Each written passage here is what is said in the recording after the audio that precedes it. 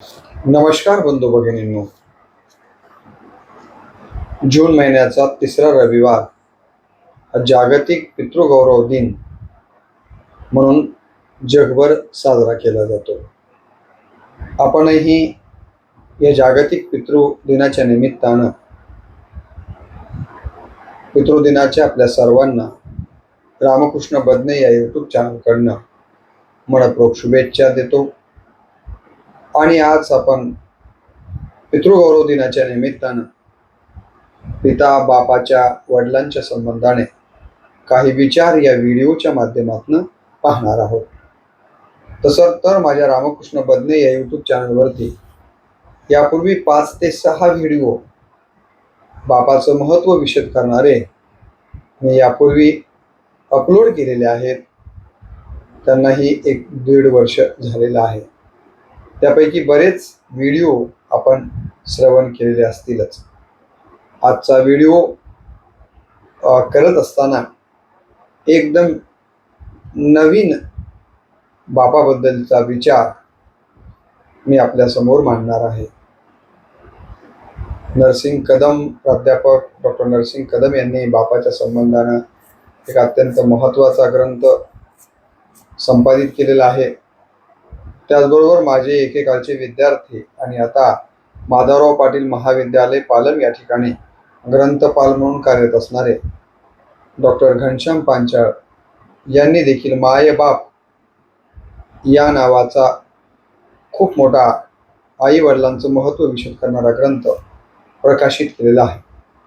तर या दोन्ही ग्रंथांचा आधार घेत मी या व्हिडिओतले विचार या ग्रंथांचा आधार घेऊनच आपल्यासमोर ठेवतो आहे. त्यामुळे या दोन्ही लेखकांचे मी सुरुवातीलाच आभार व्यक्त करतो. आपल्या सगळ्यांना माहिती आहे की बाप या शब्दाचा अर्थ काय आहे. खरं तर बाप या शब्दाचा अर्थ सांगणं आणि या बाप या शब्दाचा 1-2 शब्दामध्ये त्याची महती विशद करणं म्हणजेच फार कठीण काम. बाप या शब्दाला मर्यादा नाही आहे. जसं की आकाशातल्या तारे किती आहेत असं विचारलं असता आपण निरुत्तर होतो, तसं बाप या शब्दाचा अर्थ काय असं विचारल्यावर आपल्याला खऱ्या अर्थानं पूर्णपणे उत्तर देता येत नाही आहे. असाच असतो बाप आपल्या लेकरावर जीवापाड प्रेम करणारा. असाच असतो बाप आपल्या लेकरावर जीवापाड प्रेम करणारा, निस्वार्थी प्रेम करणारा, त्यांच्यासाठी सतत झटणारा, स्वतःऐवजी कुटुंबाचा आधी विचार करणारा, आयुष्यभर दुसऱ्यांसाठी स्वतःचा जीव झिजवणारा म्हणजे बाप. बाप असतो नारळ. बाप असतो नारळ जशी कडक कवटी. बाप असतो नारळ जशी कडक कवटी. त्याचे हृदय कोमल, आत खोबऱ्याची वाटी.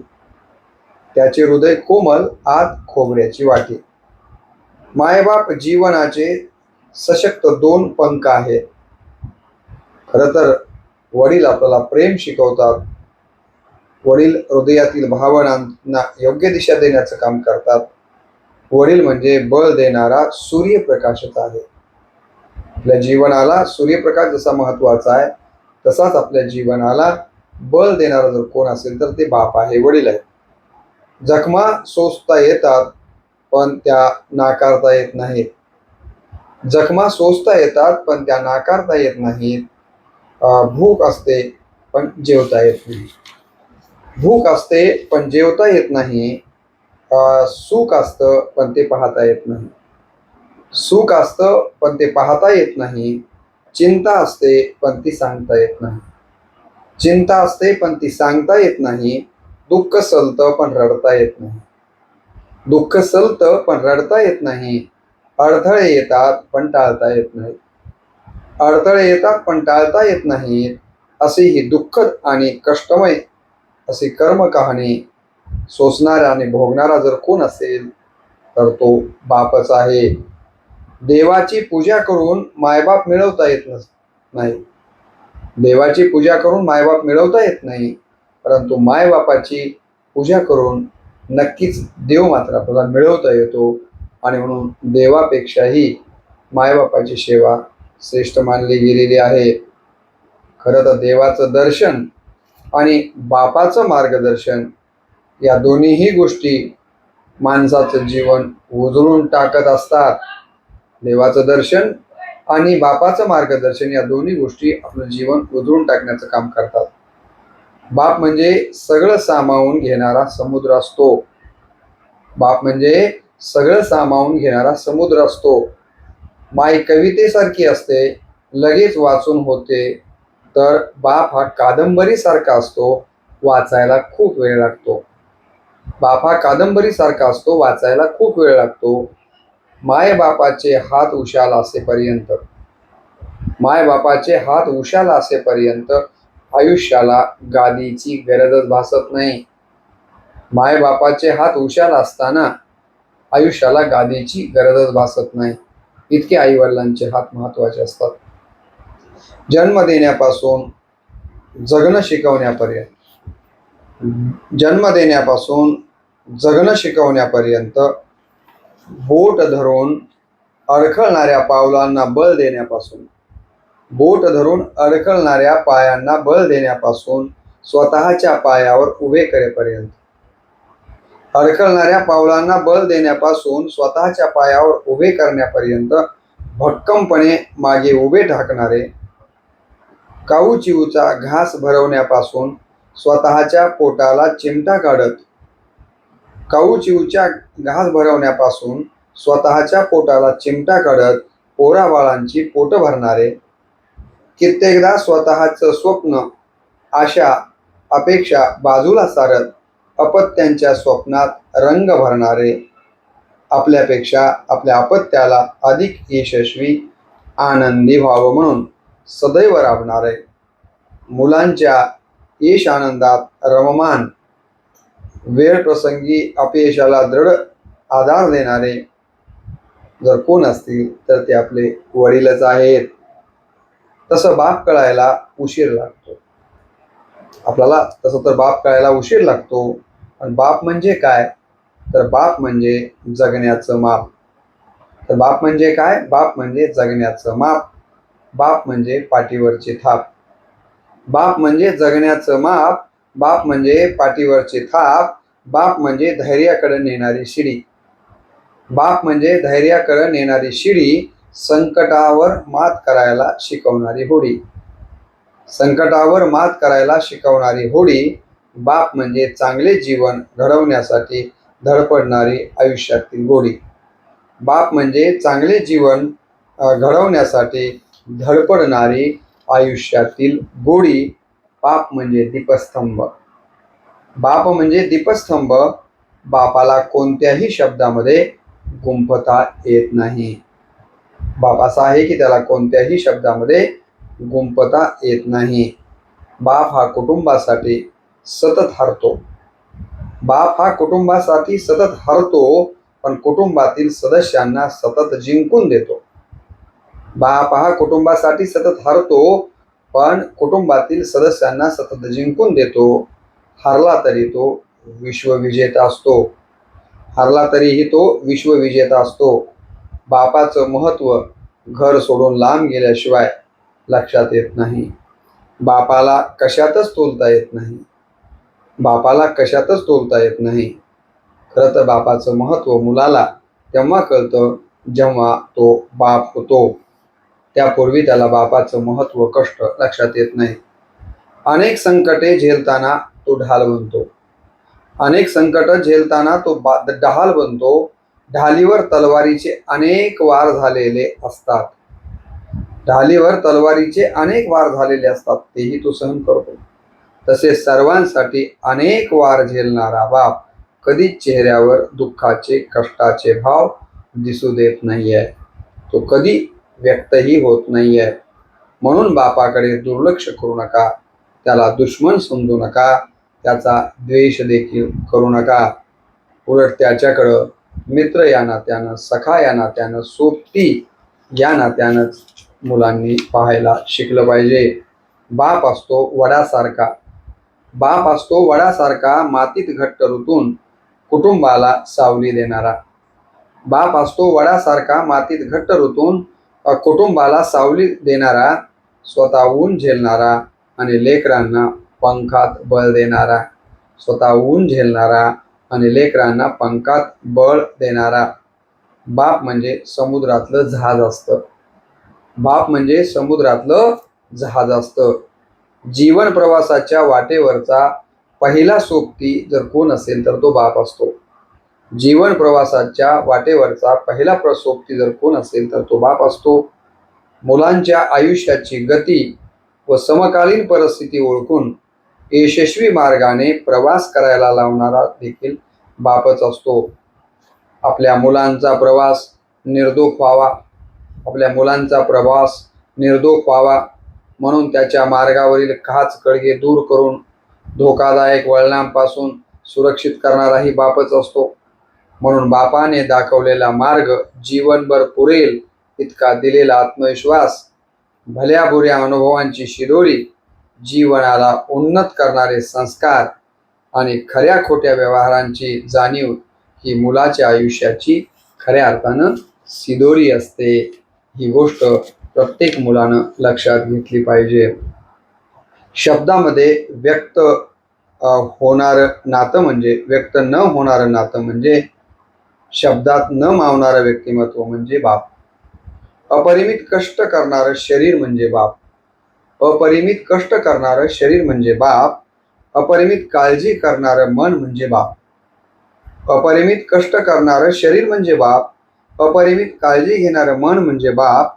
जगातलं सर्वश्रेष्ठ दैवत म्हणजे बाप. जगातलं सर्वश्रेष्ठ दैवत म्हणजे बाप. आम्ही अगदी लहानपणापासून त्याच्याशी कट्टी करून खोटं खोटं रुसतो. आपल्या सगळ्यांना माहीत असेल की आपण सगळे लहानपणी त्याच्याशी खट्टी करून खोटं खोटं रुसतो. बापाचं बोट धरून चालतो. बापाच्या खांद्यावर बसून जग पाहतो. बापाला घोडा बनवून त्याच्या पाठीवर बसून मिरवतो. एखाद्या गोष्टीसाठी हट्ट धरून तो हट्ट पूर्ण करून घेतो आणि हे सगळं आपल्यासाठी करतो तो बाप असतो. पहिला बोबडा शब्द बाबा ऐकून आनंदात बुडून गेलेला बाबा. खरं तर पहिला जीवनातला बोबडा शब्द बाबा ऐकून आनंदात बुडून गेलेला बाबा. बोट धरून चालायला शिकवणारा बाबा. बोट धरून चालायला शिकवणारा बाबा आणि बोट सोडून पहिलं पाऊल टाकलं तेव्हा आश्चर्यानं पाहणाराही बाबा. बोट सोडून पहिलं पाऊल टाकलं तेव्हा आश्चर्यानं पाहणाराही बाबाच. गुणवत्तेचं प्रमाणपत्र अभिमानानं पाहणारा बाबा. गुणवत्तेचं प्रमाणपत्र अभिमानानं पाहणारा बाबा आणि हॉस्पिटलमध्ये रात्र रात्र जागणाराही बाबाच. हॉस्पिटलमध्ये रात्र रात्र जागणाराही बाबा.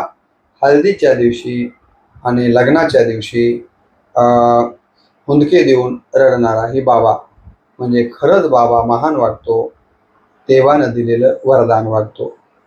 खरंच बाबा महान वाटतो. देवानं दिलेलं वरदान वाटतो. आपल्याला माहिती आहे की महाभारतामध्ये असं म्हटलं गेलेलं आहे की पिता हा धर्म आहे. महाभारत काय सांगतं? पिता हा धर्म आहे, तो स्वर्ग आहे, तो श्रेष्ठ तप आहे, तो प्रसन्न झाला असता सर्व देवता संतुष्ट होतात. एकट्या पित्याच्या संतुष्टीनं सगळ्या देवता प्रसन्न होतात. ही ताकद बापाच्या प्रसन्नतेमध्ये आहे.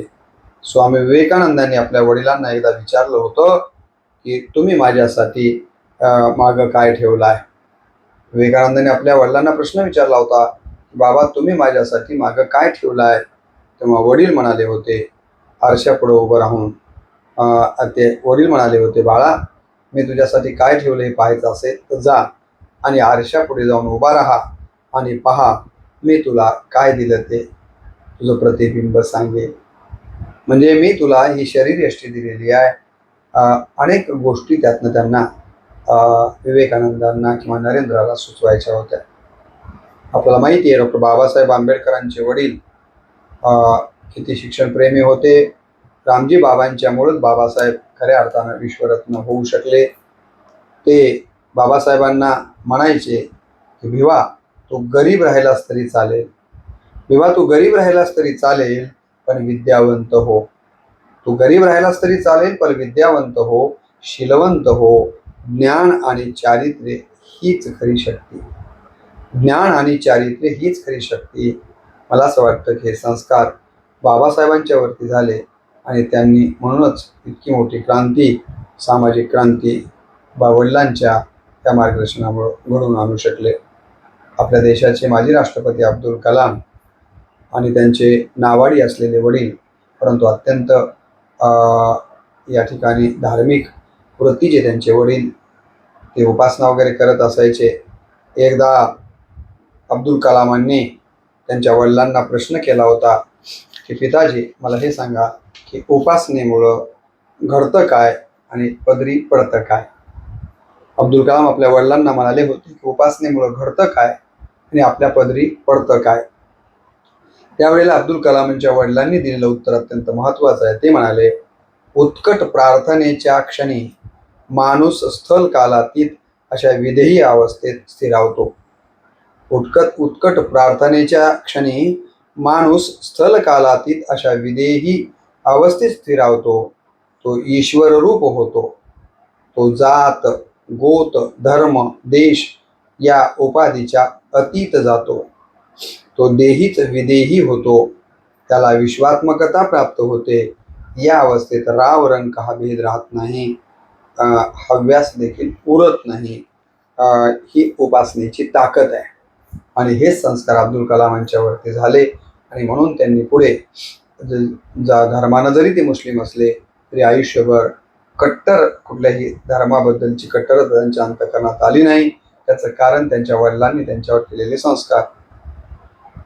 वडिलांच्या बद्दल एक हिंदी कवी असं म्हणतो की तुझसे मेरा जीना मरना जान तेरे हाथ में, तुझसे मेरा जीना मरना जान तेरे हाथ में, 100 जन्म भी कम लागे तेरे साथ में, 100 जन्म भी कम लागे तेरे हाथ में साथ में, मैं मुसाफिर तू मुसाफिर, मैं मुसाफिर तू है तो दिल धड़कता है, मैं मुसाफिर तू है तो दिल धड़कता है, तू है तो सांस आती है, तू है तो सांस आती है, तू ना है तो घर घर नहीं लगता, तू ना है तो घर घर नहीं लगता, तू है तो डर नहीं लगता, तू ना है तो घर घर नहीं लगता, तू है तो डर नहीं लगता, तू है तो गम न आते हैं, तू है तो गम न आते हैं, तू है तो मुस्कुराते हैं,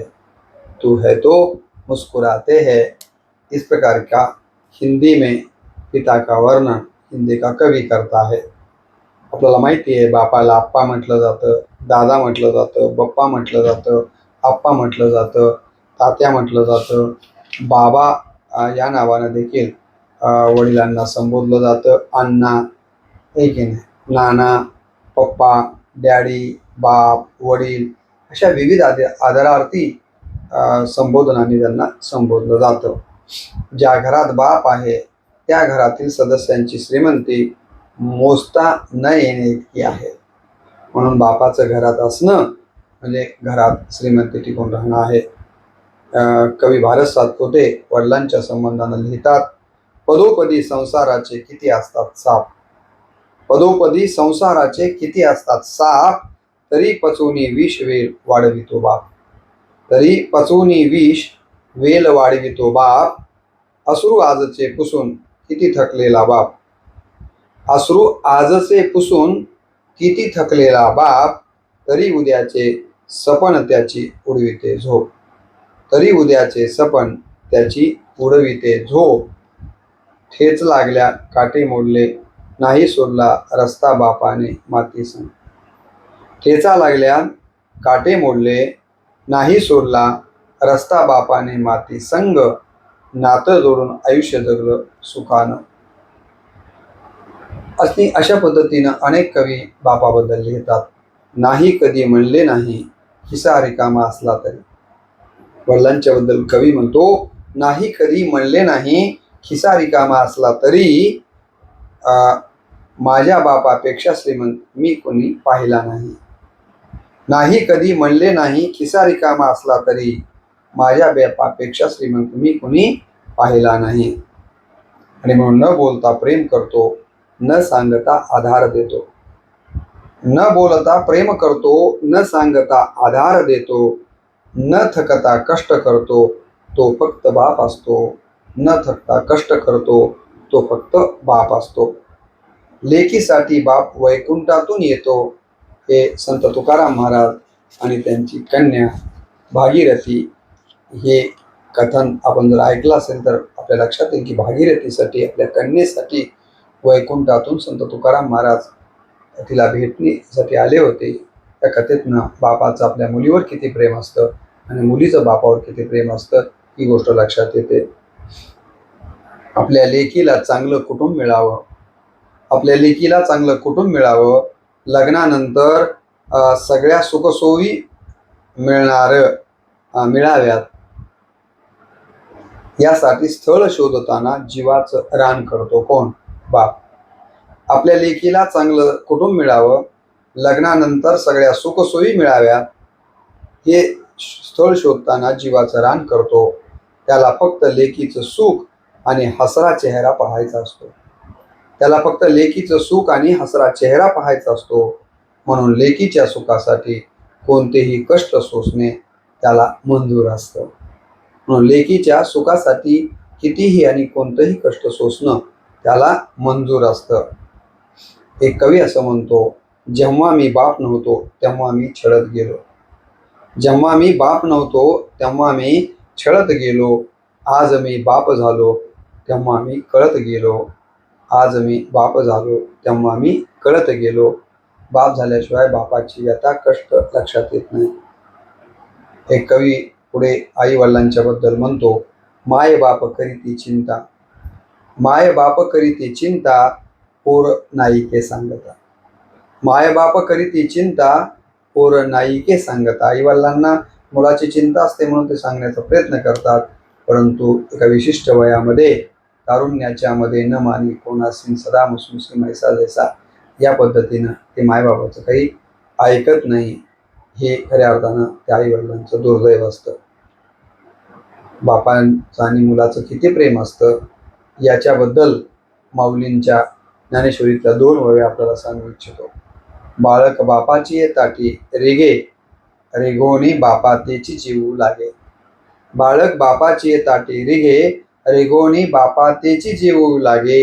ही संतोष लेणे वेगी, मुखची ओढवी. इतकं प्रेम मुलाचं आणि बापाचं असतं. त्याबद्दल आणखीन एक ओवी माऊलींनी खर्ची घातली. ते म्हणतात, पुत्राचे अपराध जरी झाले आघात, पुत्राचे अपराध जरी झाले आघात, तरी पिता साहे निर्द्वंद्व, तैसे साहे जोजी. आपल्या मुलानं किती जरी अपराध केले तरी बाप ते सगळे अपराध पोटात घालतो आणि लेकराला समजूनच घेण्याचा प्रयत्न करतो. असं बापाचं आपल्या मुलावर निश्चितच प्रेम असतं. आणि अशा या बापाला आज जागतिक पितृगौरव दिनाच्या निमित्तानं आपण सगळ्यांनी समजून घेतलं पाहिजे आणि त्याच्या ज्या इच्छा आकांक्षा आहेत त्या जाणून घेतल्या पाहिजेत आणि त्याच्या मनाला वेदना होणार नाही आहेत याची काळजी आपण घेतली पाहिजे. ती घेण्याचे संकल्प या दिनाच्या निमित्तानं आपण सर्वजण करूयात. पुनश्च एकदा पितृदिनाच्या आपल्या सगळ्यांना मनपूर्वक शुभेच्छा देतो.